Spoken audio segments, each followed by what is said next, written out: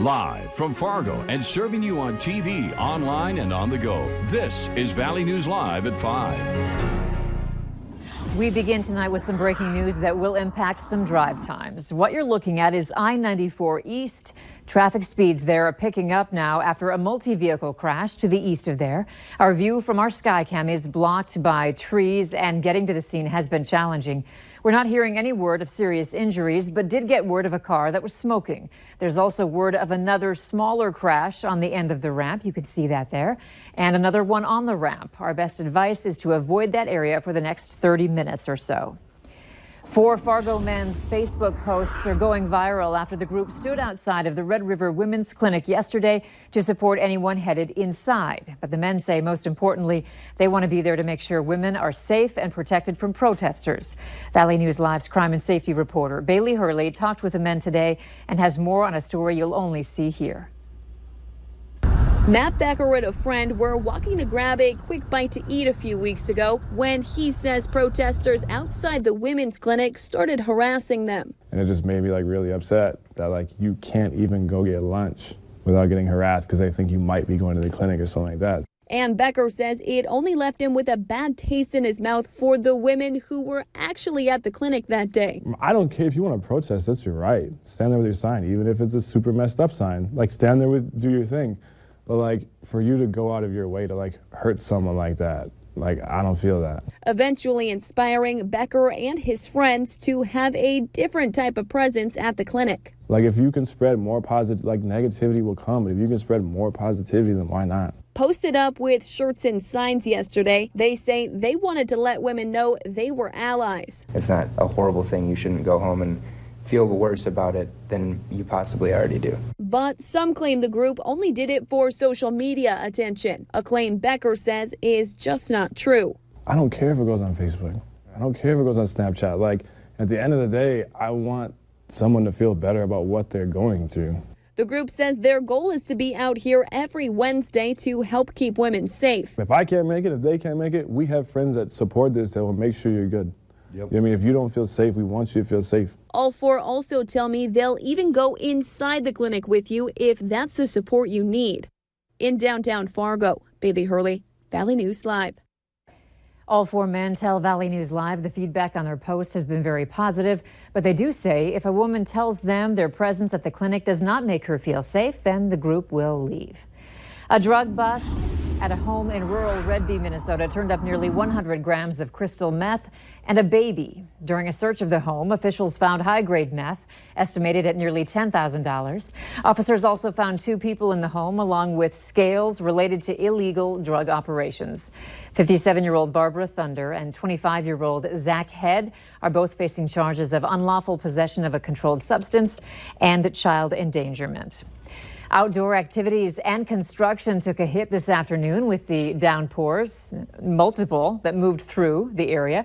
Let's find out from Justin what we should expect this evening in your No Wait weather. Justin. And thank you, Andrea, and good evening, everybody. We have a soggy evening in progress, mostly cloudy skies with rain making its way through. The rain stretching from Lakes Country through the Fargo area and then back into the Devil's Lake Basin as of right now. It'll continue to make its way off to the north and to the east very slowly. So if you live north and east of Fargo, prepare for some rain going into this evening. You could see a good amount of it. Temperatures where it's not raining into the low to mid 70s into northwestern Minnesota, low to mid 60s most everywhere else. And we still got a light breeze, we're going to say, from the south into the east, around 10 to 25 miles per hour. So there's the cloudy skies and the periods of light rain lasting through this evening as temperatures into the Fargo area fall back to near 60 degrees. We're tracking a chance of severe weather as we go through the day tomorrow, and then through the weekend we're cool, but we warm up into next week, and there is a lot more sun on the way. Details coming up later in the newscast. All right, thanks, Justin.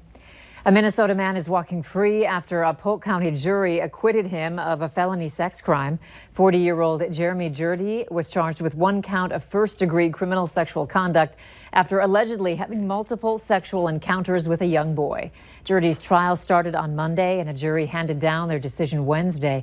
And although Jurdy was found not guilty of this charge, he is charged with 2 additional counts of sex crimes, including both first and second-degree criminal sexual conduct. Both of those charges are pending in Polk County Court. Police have released the name of the person they say is involved in a theft ring incident in Fergus Falls. According to police, a group of teenagers were stealing cell phones from the local Walmart early Tuesday. The 5 teenagers were seen trying to break into a display case at the store just after midnight. They left the store after being confronted by an employee and were quickly stopped by police in the parking lot. 19-year-old Yasin Osman of St. Cloud was identified as the only adult in the group. The other 4 are minors. All of the suspects are being held on felony possession of stolen property. Additional charges are expected.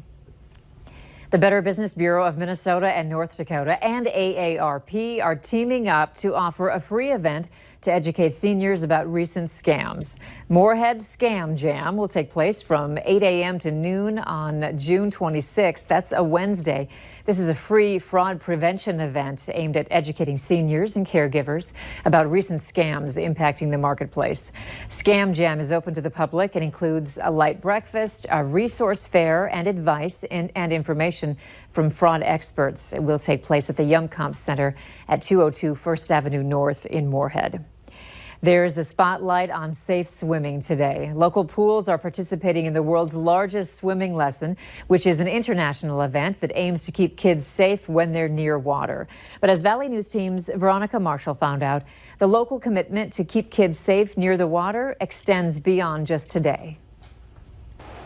I like doing the diving. You get to try to touch the bottom and keep swimming until you touch the bottom. Brooke Peterson loves challenging herself in the pool, but she wasn't always so fearless. I was scared because I was scared of the 10 feet. Her swimming lessons through the YMCA gave her the skills she needed to feel confident in the pool. And the 7.5-year-old says it's an experience all kids should have. Do you think all kids should take swimming lessons? Yes. Why? Because it's important to know how to swim to be safe in the water.